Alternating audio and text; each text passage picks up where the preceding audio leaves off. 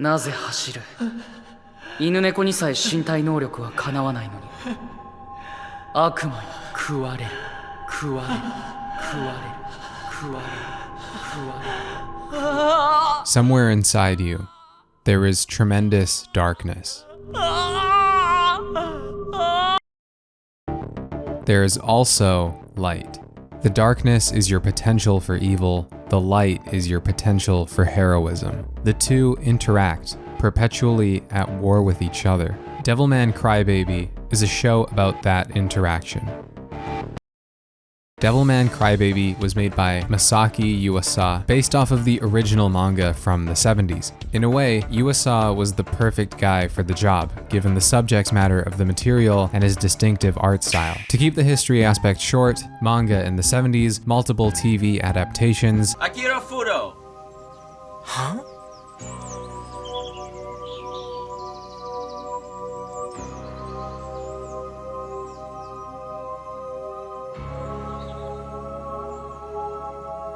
Netflix decides to resurrect Devilman again, and so Devilman Crybaby is born. Oh, and it goes without saying, spoilers past this point. The story follows Akira, a softy crybaby weenie who gets roped into a shady rave with Blondie McBlondie Ryo, American professor and demon hunter extraordinaire. At said rave, Ryo starts cutting people with a broken bottle so he can summon a demon to turn his friend into a demon to defeat demons. Don't worry about it. The point is, Akira merges with a demon, gets a demon body, but keeps his human heart, and this is where things get interesting. I think Akira is the embodiment of man versus self, constantly straddling the line between darkness and light. The show isn't just gratuitously gory and dark for the sake of it. It's making a point about humanity's internal darkness. Take, for example, the rave in the first episode. The whole point of a rave is to indulge in our carnal pleasures and completely destructive behavior, and Devilman Crybaby suggests that this is a part of humanity. Sometimes there's an urge to throw a middle finger up to society and just go off the deep end. Drugs, alcohol, constant, violence, these are just some of the animalistic parts within us and would fall under the quote-unquote darkness if not controlled in moderation. So instead of doing all this,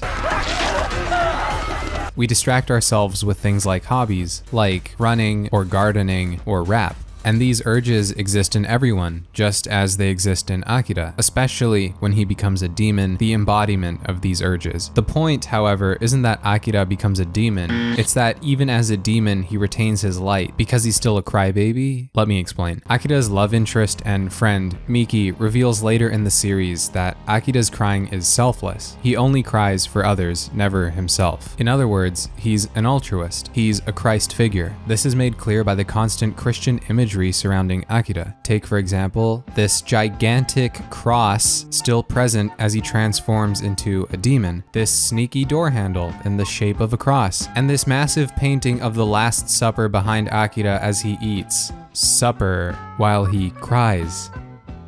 Tears of altruism. The point is that even Akira, a true Christ-like figure, has a deep evil within him. Following Akira's transformation, Ryo eventually reveals the existence of demons to the world and that people can transform into demons, and soon humanity falls into bedlam, with mass atrocities being committed by everyone. Regular people who normally wouldn't hurt a fly become butchers. You could even argue what the humans start doing to one another in a rabid attempt to cleanse humanity is even worse than what any demon could have done. Burning, genocide, cleansings, mass murder and hysteria, it becomes clear the real demon here is humanity. And while that may be, the point of Devilman is to point out while you might be likely to join a mob parading severed heads on stakes given a certain breaking point, you're just as likely to be Akira, committed to getting humanity, to see that there is good and peace in us too. The point Devilman Crybaby tries to make is that you, watching this video, are a Devilman.